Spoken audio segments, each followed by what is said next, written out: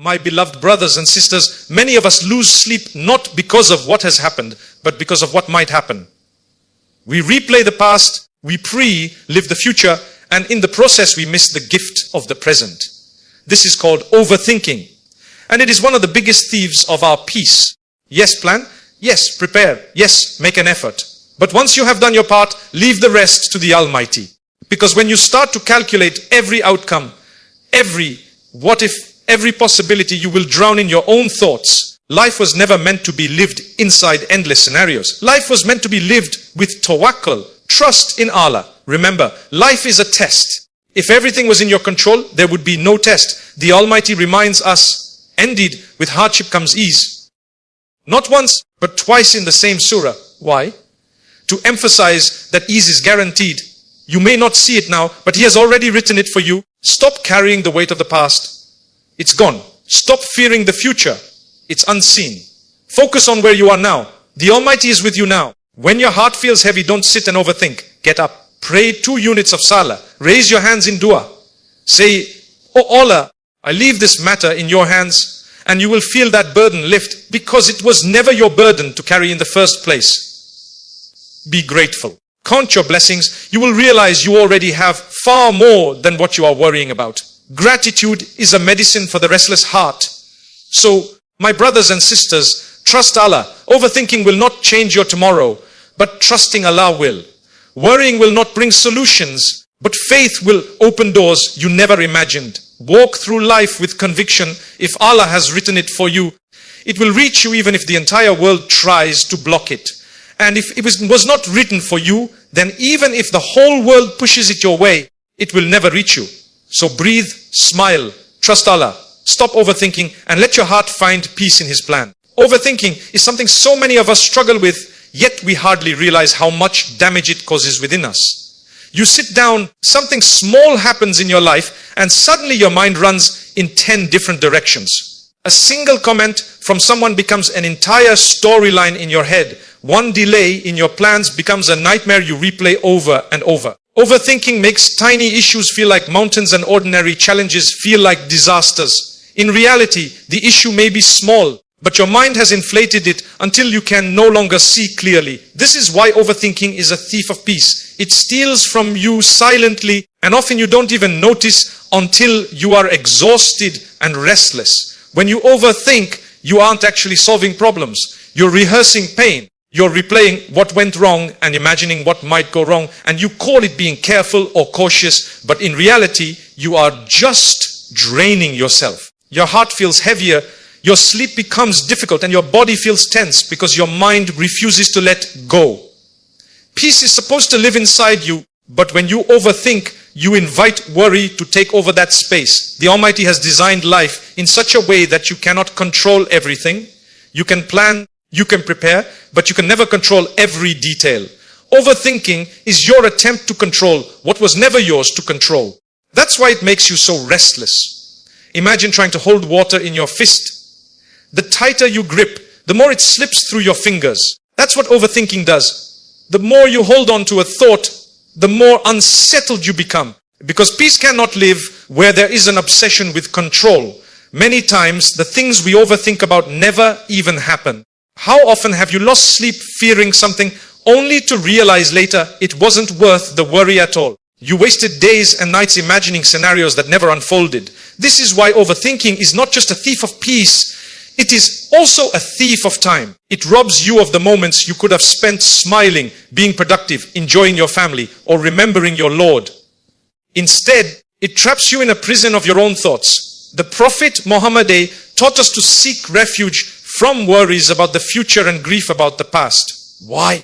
Because these are the 2 main triggers of overthinking. The past is gone, but we replay it endlessly, thinking we could change it.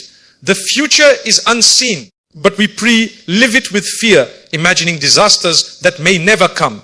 You can't change yesterday, and you can't control tomorrow. All you truly have is today, this moment right now, and if you fill today with endless thoughts, you lose the only time you were actually given. Sometimes we even justify our overthinking by saying, I'm just being careful. I'm just preparing myself. But there's a difference between preparation and overthinking. Preparation is healthy. You make a plan, you take precautions, you do your part. Overthinking is when you never stop planning, never stop analyzing, never stop imagining until you paralyze yourself and do nothing at all. Preparation brings clarity, but overthinking brings confusion. Peace of mind doesn't come from figuring everything out. It comes from letting go after you've done your best. The Almighty never asked you to solve every detail of your life. He asked you to try to trust Him and to be patient. Overthinking happens when you want certainty before it's time. But faith means moving forward even when the road ahead is foggy. Faith means saying, I don't know how this will turn out, but I know my Lord is with me.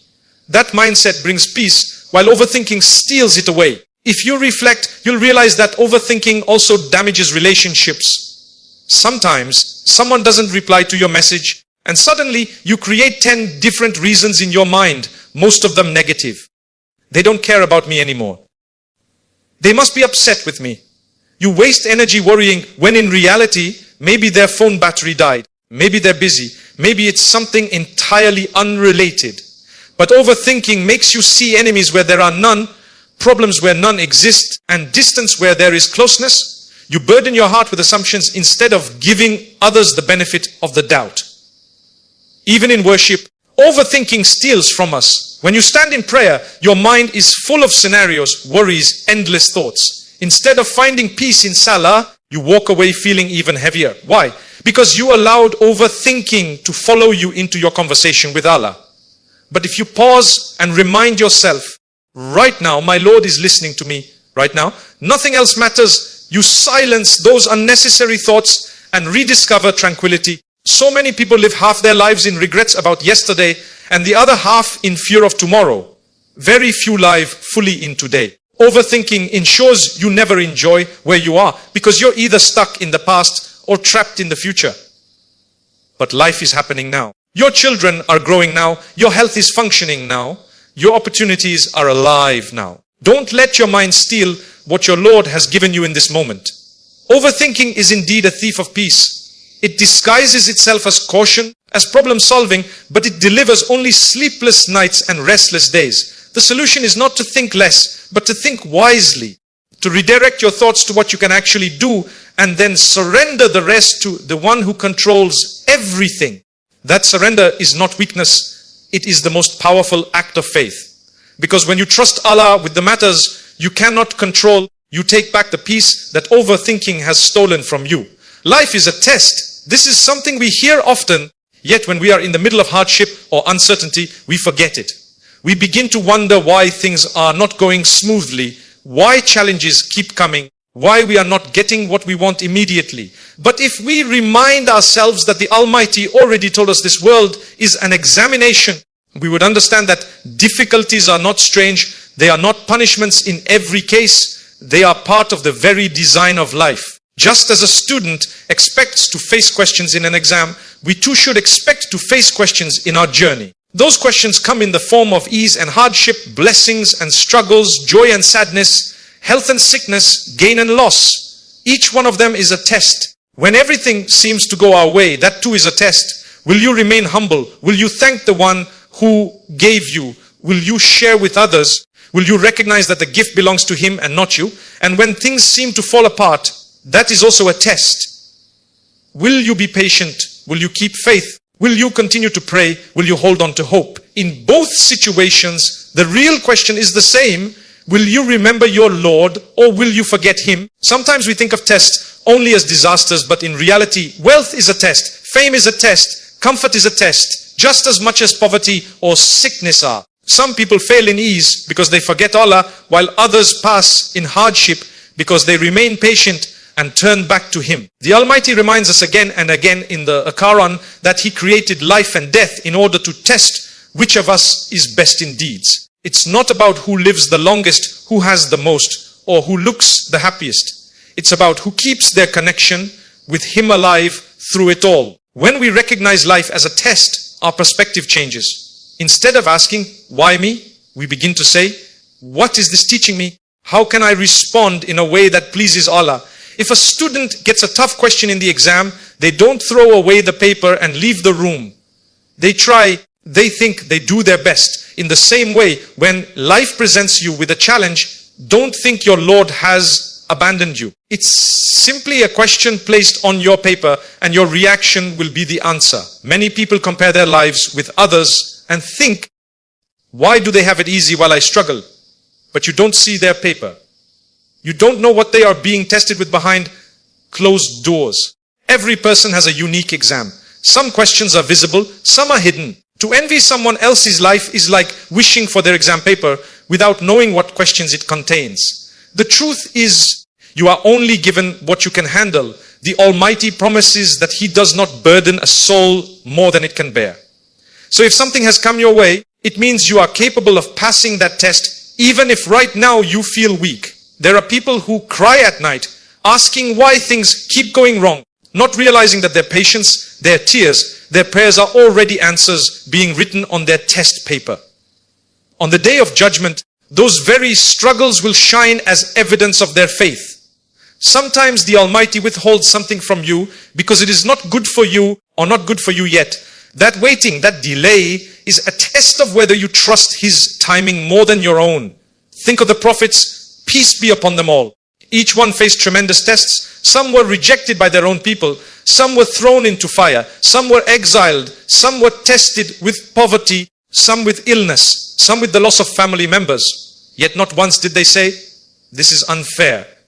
They understood the nature of life. They knew that ease will come, but only after patience. Their stories are preserved to remind us that tests are not a sign of Allah's anger, but often a sign of His love, because He wants to raise your rank, purify you, and bring you closer to Him. Life's tests are temporary, but the rewards for passing them are eternal.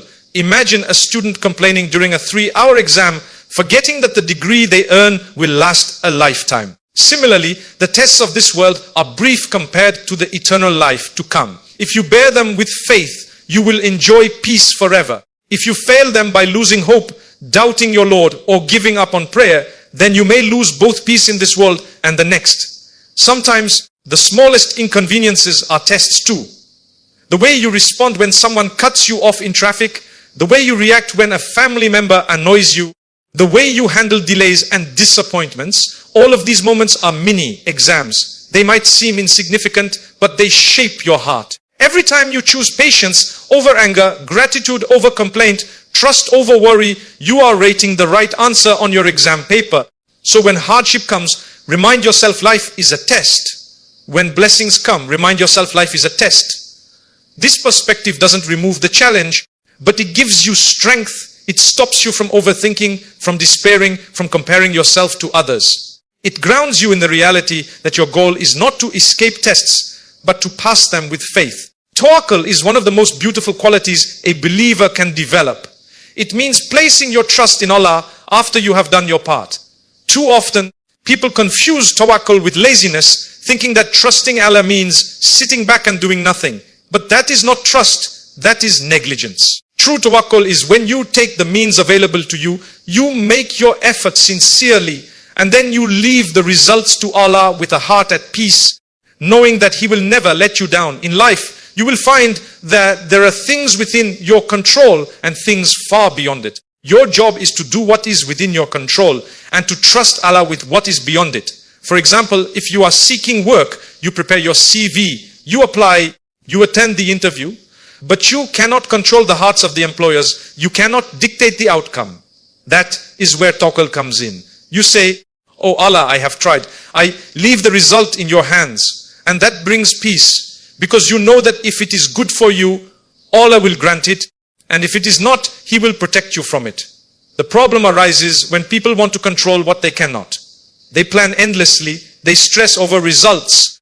They overthink. And when things do not go their way, they feel crushed. But if they had tawakkul, they would realize that even a closed door is a form of mercy. Sometimes Allah withholds something you desire because it is harmful for you in ways you cannot see. And sometimes He delays it because the timing is not right. Tawakkul helps you accept that His wisdom is greater than your desire. Think of the bird that leaves its nest in the morning. It does not sit waiting for food to fall into its beak. It flies, it searches, it struggles, but it never knows exactly where its sustenance will come from. Yet every evening it returns with its provision. This is the example given in the sayings of the Prophet to describe tawakkul. You go out, you try, you work, but your heart rests in Allah's promise that your provision is guaranteed. When you live with tawakkul, you do not become reckless, nor do you become anxious. You strike a balance, you put your effort in place, but you refuse to carry the burden of outcomes. That burden belongs only to Allah. How many times in life have you worried about something only to later realize that it worked out better than you planned? How many times have you been disappointed, but later you saw that what you received instead was far greater? This is what tawakkul teaches you. Do not tie your peace to results, tie your peace to Allah's wisdom. There is a verse in the Quran that says, and whoever relies upon Allah, then he is sufficient for him. Imagine that the creator of the heavens and the earth promises to be sufficient for the one who truly relies on him. What greater assurance can there be? If Allah is with you, what can harm you?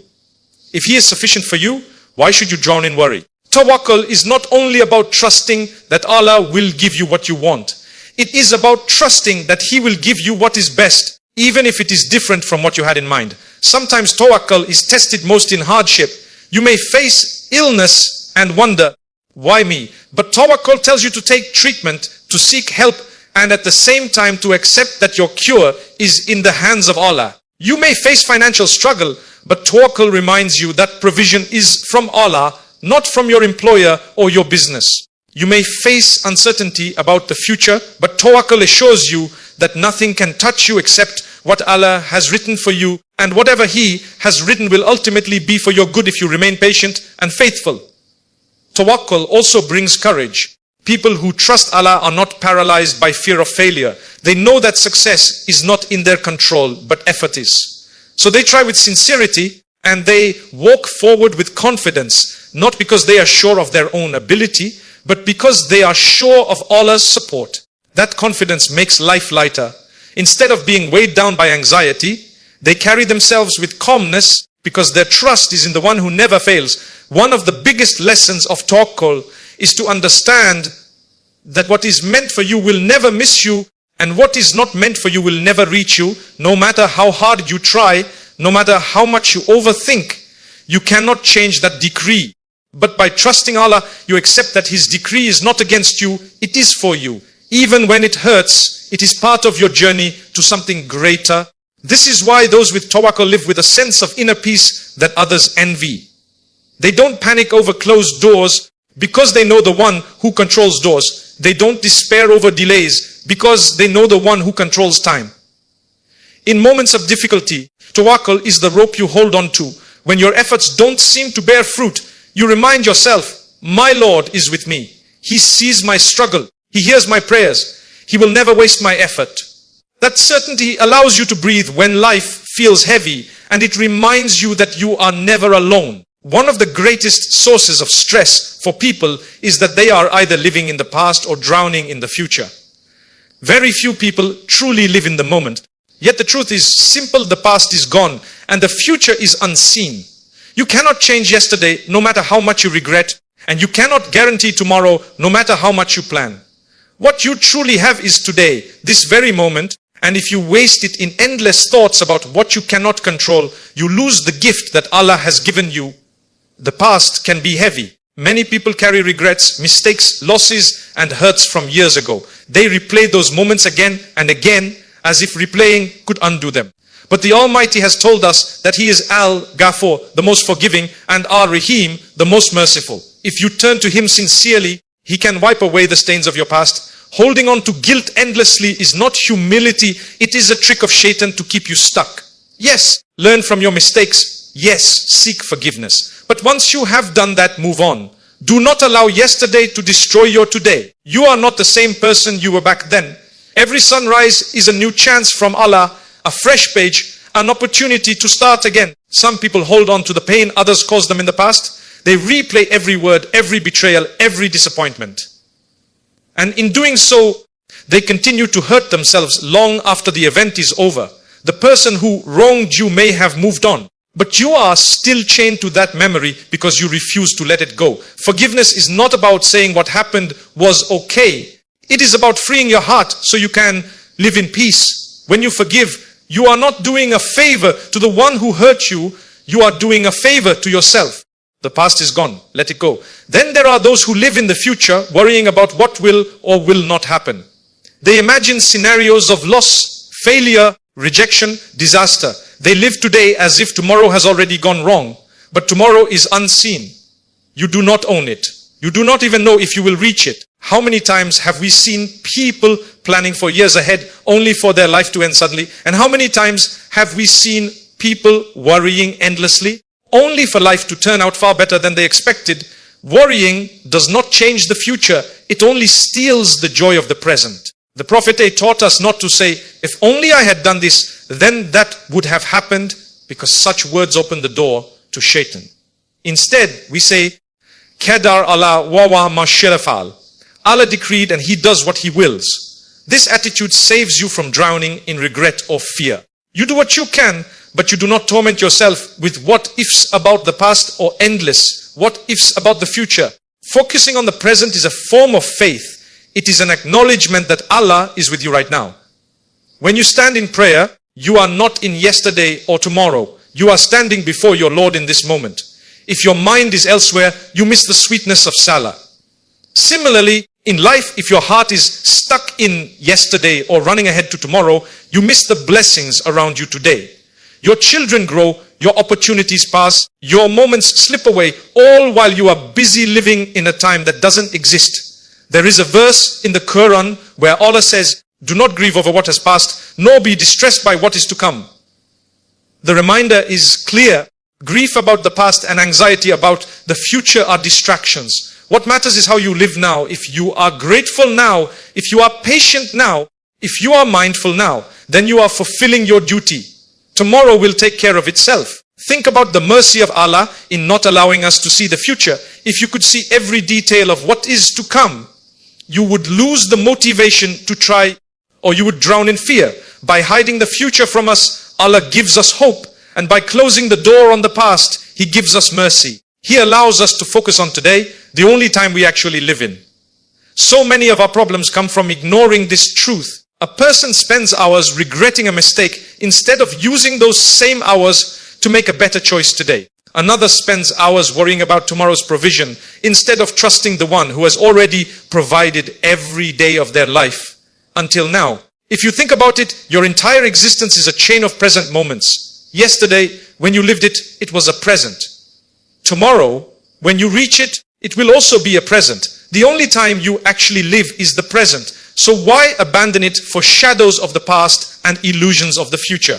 When you let go of yesterday and stop fearing tomorrow, your heart finds calmness. You begin to notice the blessings around you. You see the sunlight, you hear the laughter of your loved ones, you taste the sweetness of your food, you appreciate the breath in your lungs. You remember Allah with sincerity because your mind is not distracted. This is how peace is found, not in controlling time, but in living with contentment in the time you are given. Every human being carries worries. It might be about health, about money, about family, about the future, or about mistakes from the past. Sometimes those worries grow so heavy that they sit on your chest like a weight you cannot remove. You try to distract yourself, you try to talk it out, but deep inside the anxiety remains. That is because the heart was not designed to carry its burdens alone. The heart was created to hand those burdens over to its creator. And the way we do that is through dua and salah. Dua is one of the greatest gifts Allah has given us. Imagine being told by the King of Kings, call upon me and I will respond to you. There is no appointment needed, no waiting in line, no condition of status or wealth. At any time of the day or night, whether you whisper or cry out loud, your Lord hears you. He listens, He knows, and He responds in the way that is best. When you raise your hands and pour your heart out, you are literally handing over your worries. You are saying, oh Allah, this is too much for me, but it is nothing for you. And in that moment, your heart feels lighter because you know you are no longer carrying the weight alone. Salah is the other powerful tool, and it is far more than a ritual. It is the direct meeting between you and the one who controls everything. When the call to prayer is announced, it is as if you are being invited to put down your burdens for a while and find peace. You stand, you recite words of praise, you bow, you prostrate. But beyond the motions, if you allow yourself to be present, you will find that salah is the safest place for your worries. In sujood, when your head touches the ground, you are at your lowest physically, yet spiritually you are at your highest. It is the most intimate position where you are closest to Allah. And that is the moment to let go of what is breaking your heart. Too often people treat dua and salah as last resorts when they should be our first response. Something happens and we spend hours overthinking, talking to others, researching, panicking, before finally remembering, let me make dua. But why not start there? Why not immediately turn to the one who has power over every matter? The Prophet taught us that dua is the weapon of the believer.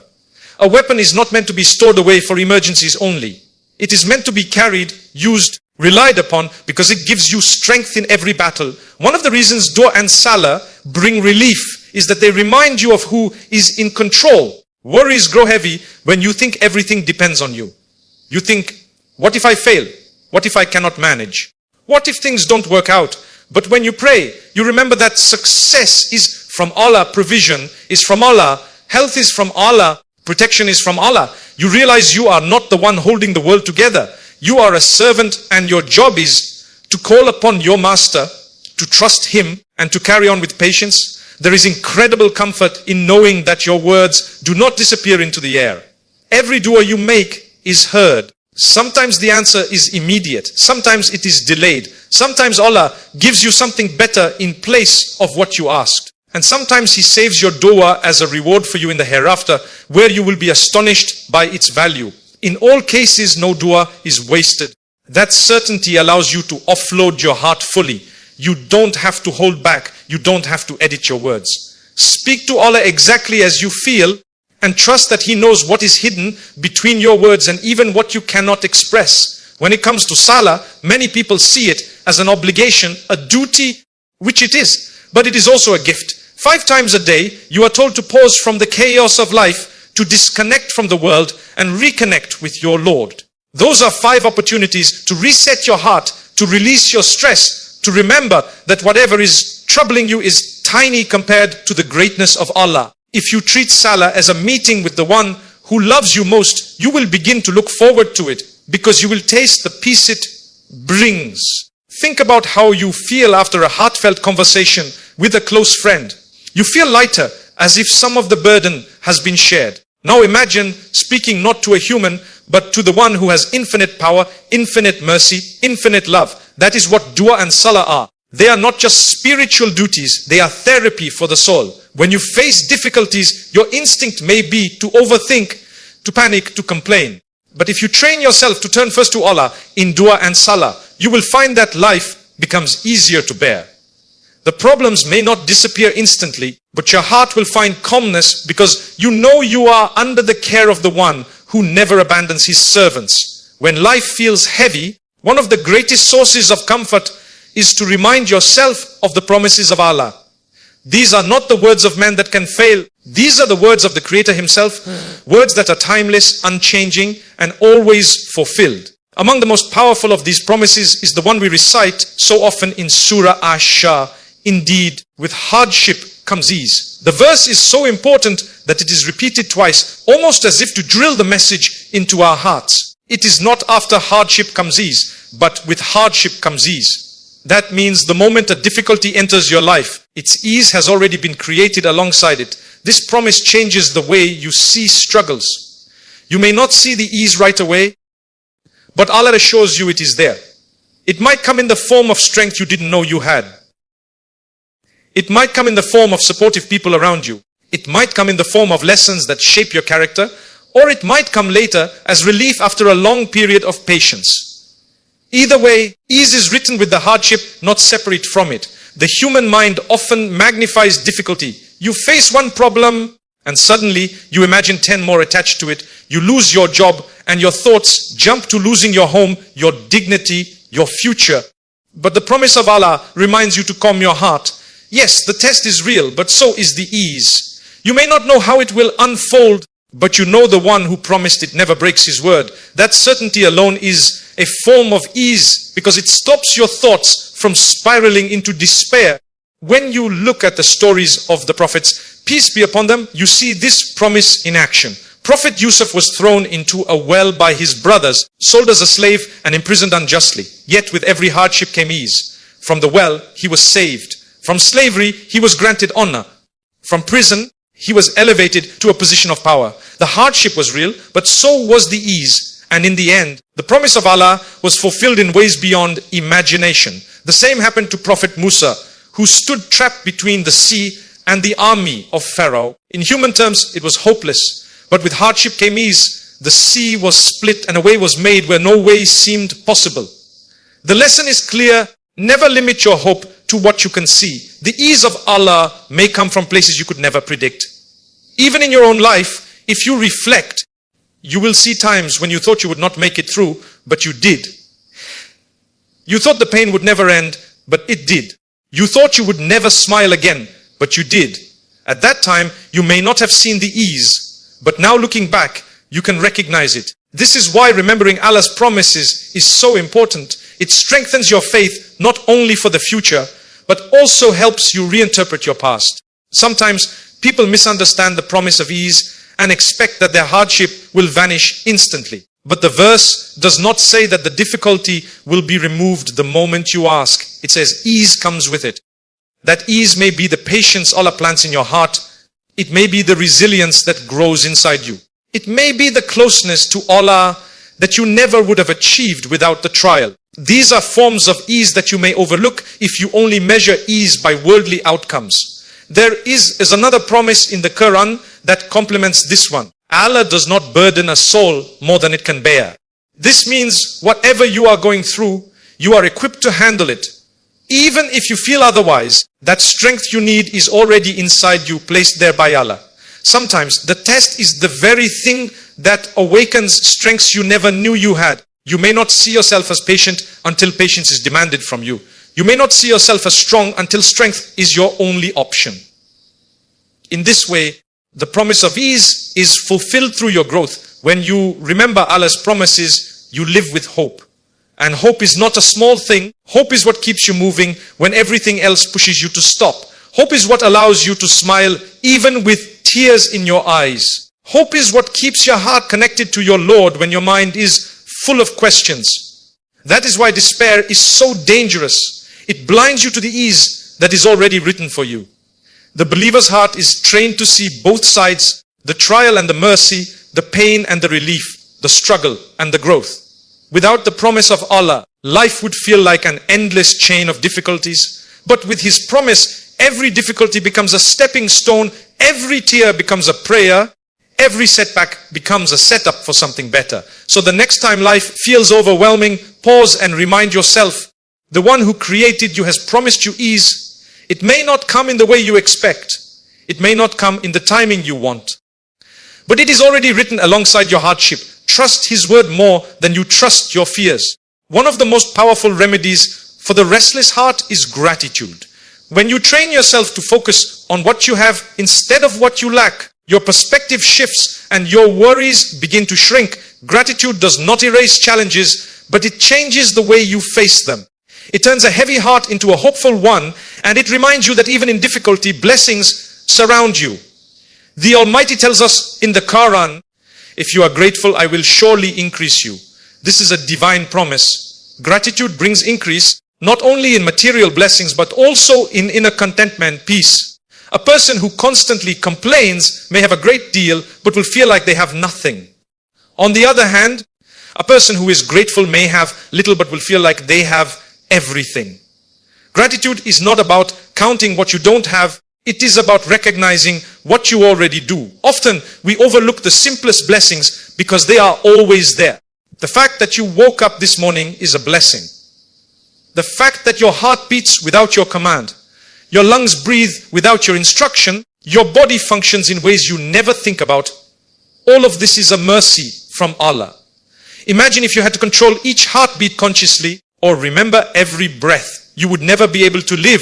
Yet Allah has taken care of all of this without you lifting a finger. Just reflecting on your body alone is enough to fill you with endless gratitude. When you are troubled, gratitude acts as medicine.